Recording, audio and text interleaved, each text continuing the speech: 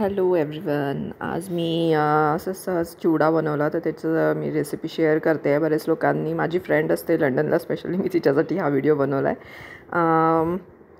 पहिले मी सगळी तयारी करून घेतली, ज्याच्यात मी मिरच्या चिरून घेतल्या, कढीपत्ता.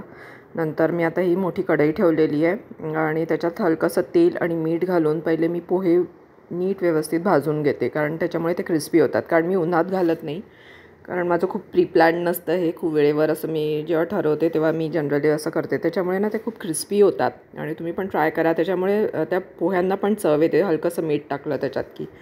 आणि एकदम छान असा त्याचा कलर येऊ द्या, तेव्हा ते एकदम क्रिस्पी होऊन जातात.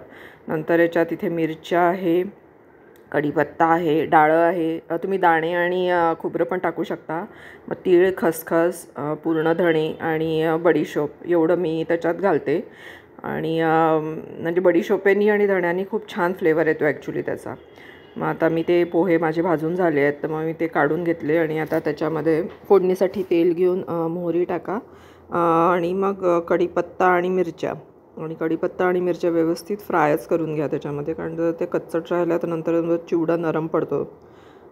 नंतर मग त्याच्यात ते चांगलं फ्राय झालं की त्याच्यात सगळं बाकीचं उरलेलं टाकून नीट फ्राय करा. पहिले डाळं टाका.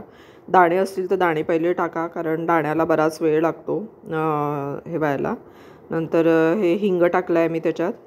मी रामदेव बाबाचं ते हिंग यूज करते, कारण ते जरा स्ट्रॉंग असतं. बाकीचे हिंग तर मला खूप आवडत नाही, पण हे खूप छान, त्यामुळे हे कमी टाकलं तरी चालतं हिंग. आणि हिंगाचा फ्लेवर पाहिजे चिवड्याला, नाही तर मजा नाही येत. नंतर हे डाळं पण मी आता डाळं टाकलं आहे, चांगलं फ्राय करून घेते आहे ते. नंतर मग हे सगळं टाकलं, तीळ, खसखस, नंतर साबुदाणे आणि बडीशोप, हे सगळं टाका त्याच्यात. तुम्हाला जर साबुदाणे टाकायचे नसते, बऱ्याच लोकांना नाही आवडत ते तोंडात आलेले, तर तुम्ही धणे पावडर पण टाकू शकता त्याच्यामध्ये. पण घरी केलेलीच पावडर टाका, कारण माहीत नाही बाहेरच्या ह्याच्यात काय काय मिक्स करतात, त्यामुळे तो फ्लेवर जसा पाहिजे तसा येत नाही. त्यामुळे म्हणून मी सजेस्ट करते की संपूर्ण धणे टाका, नाही तर मग पावडरही टाकू शकता, असं काही नाही आहे. त्याला बरंच चांगलं फ्राय करा, कारण ते चांगलं फ्राय नाही झालं तर ते असं, ते पण असं कच्चट लागतं. त्यामुळे ते पण व्यवस्थित छान फ्राय करा. नंतर मग त्याच्यात हळद टाका. हळदीचं तुमच्यावर आहे, तुम्हाला केवढा कसा पिवळटपणा पाहिजे. तुम्हाला तिखटही टाकायचं असेल तर टाकू शकता. मी मिरच्या जरा जास्ती तिखट घेतल्या, त्यामुळे मी तिखट वरून नाही टाकलं. पण ज्यांना रंग हवा असतो ते लोक तिखट टाकू शकतात मिरच्या कमी घालून. ते तुमचा चॉईस आहे, तुम्हाला कसं पाहिजे. पण मी मिरच्याच टाकते, हिरव्या मिरच्या, कारण एक तर हिरव्या मिरच्यांमध्ये विटॅमिन ए खूप असतं, म्हणून मी जनरली हिरव्या मिरच्या टाकणं प्रेफर करते सगळ्या याच्यात.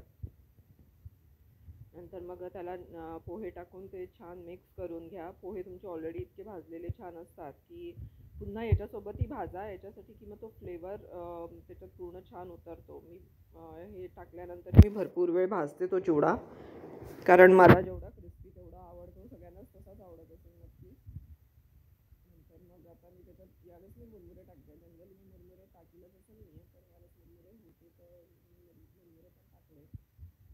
मुरमुऱ्याचं एक हेल्थीनेस खूप छान असतो, त्यामुळे. आणि आता सीझन सुरू झाला आहे उन्हाळ्याचा, तर आता मुरमुरे खूप छान येतात त्याच्यामध्ये. सो तुम्हालाही हवं असेल तर तुम्ही मुरमुरे टाका, अदरवाईज इथे स्किप टाकायचे. नंतर मी बऱ्याच वेळा बऱ्याच गोष्टी टाकते त्याच्यात. मी तळलेले चिप्स टाकते, नंतर बटाट्याचा पीस टाकते त्याच्यात, आणि पण खूप छान लागतं ते.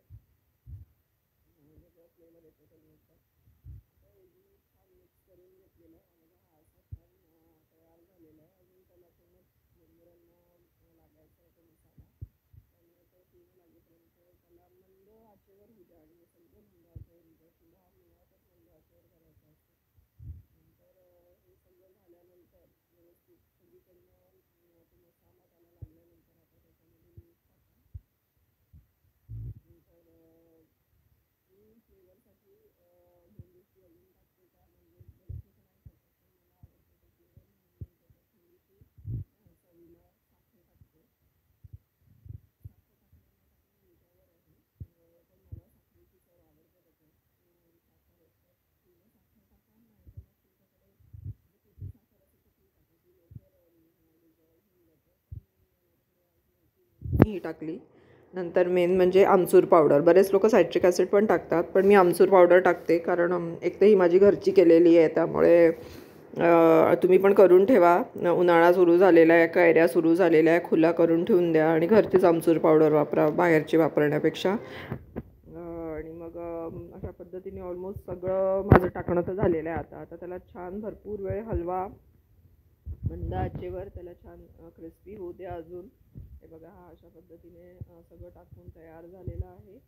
आणि शक्यतो याचं थोडं थंड झाल्यावरच चव बघा, कारण गरम याच्यात चव कळत नाही. आणि आय टेस्टेड इट